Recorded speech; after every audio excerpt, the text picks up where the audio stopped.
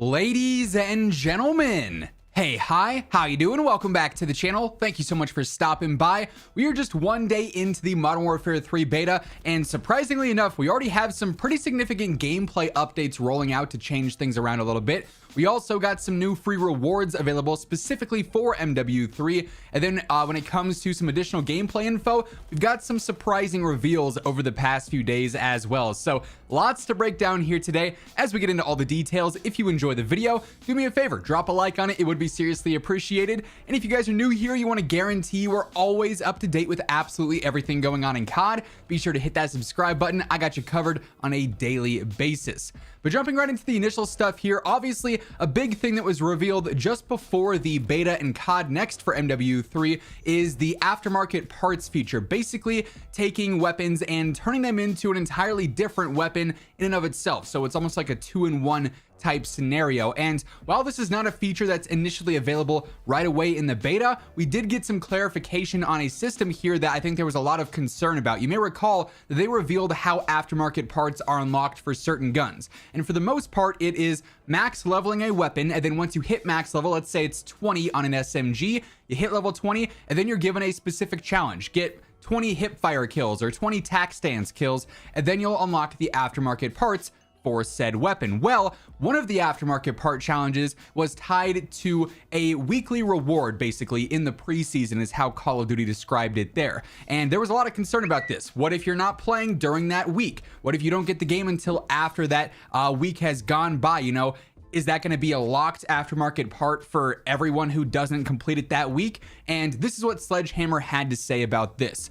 Don't worry, aftermarket parts will not become unavailable once their associated weekly challenge expires. We'll share more on Armory unlocks as we get closer to launch. So this confirms two things. One, there will be alternative ways to actually get those weekly challenges done for aftermarket parts, whether it's a cycle of certain weekly challenges that just come and go every week, basically, whether it's a completely different challenge that's not even close to what the weekly challenge was. That is, you know, obviously something we're going to have to wait and see about. But the good news there is that you're not going to miss out if you're not playing that week or you don't have the game yet when those weekly challenges are live. And then also in the next couple of weeks, we're going to have another detailed reveal on the Armory unlocks for Mw3, which is pretty exciting as well. Now, as I mentioned at the start of the video, even though we're only one day into the Mw3 beta, Sledgehammer has already made a very significant gameplay update that really is, I think, a very good step in the right direction, and it's very promising, hopefully, for what this year is going to be in terms of communication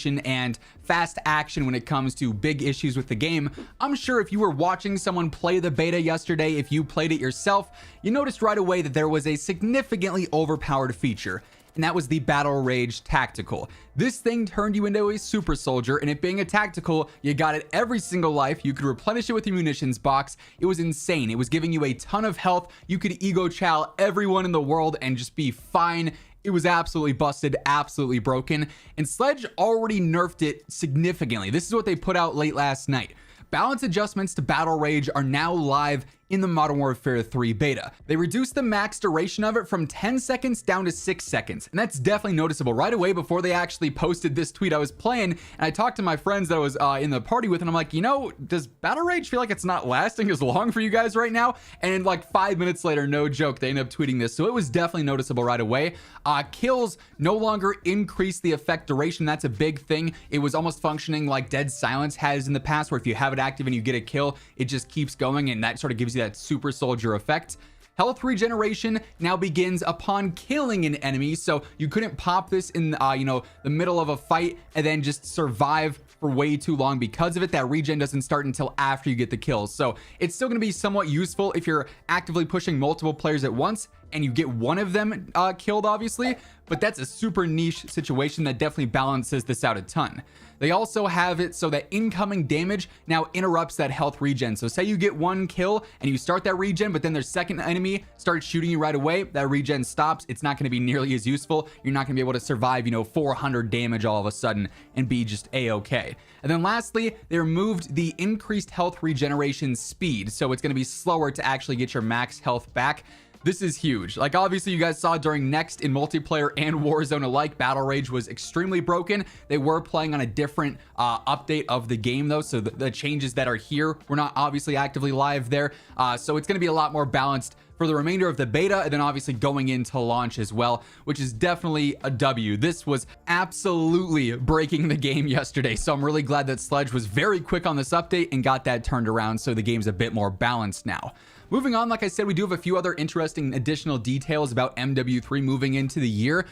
Charlie Intel actually posted this saying, Sledgehammer Games has confirmed that outside of obviously our original 16 MW2 maps, other fan favorite maps from other Call of Duty titles will be returning in Modern Warfare 3 during the post-launch seasons. The studio has already confirmed that there will be 3 6v6 maps in Season 1 and Season 2 this year, and they've also confirmed that throughout the entire post-launch content year, Season 5, Season 6, however many there are, there's going to be 12 total completely new and unique 6v6 maps. And now we have it confirmed there's going to be even more returning fan favorite maps from, you know, maybe MW3, COD 4. Obviously, the Warzone map already has Seatown on it. It's got Showdown as well, so we might see those returns. So the 6v6 content year honestly looks very promising, especially compared to MW2, which was pretty lackluster in my opinion for sure. So that's definitely some solid news there. And then lastly, with the beta going on right now this weekend and the next weekend, there are some ways to get some free rewards just simply for watching this. Anyone who's got a Twitch stream that has drops enabled, whether it's the official Call of Duty stream, you know, any creator. I'm not sure myself if I'm going to be streaming with the beta. Just depends on how much time we have in between videos. If anything, next weekend for the PC beta, I may be live. So if you want to give my Twitch a follow, it's always linked down below. I don't really stream all that often though. That said, I will leave a link to Lazy's Twitch down below. He's live like almost every day and he's got drops enabled, but any streamer who does have drops enabled, you can tune in, and then from 1 to 4 hours of watch time throughout the entire beta, you can get some free rewards, including the desk decor loading screen, the kill feed weapon charm, the let's fight weapon vinyl, and then most importantly, the 4-hour mark, you get the dangerful weapon blueprints. All of those rewards are completely free. So if you're looking to maybe stockpile on some of the more rare items, obviously since these are just available now during the beta period, if you don't get them during this time frame, you're not going to be able to have them in the full game. So if that's something you are coveting here for MW3, you want to get some of the more rare rewards, definitely tune into some streams over the next couple of weekends and you know, get those drops for yourself. You can accumulate that watch time you know, throughout multiple days if you need. But that being said, those are all the current updates and reveals that we've got for Modern Warfare 3 in the multiplayer beta here. That is going to wrap things up. If you enjoyed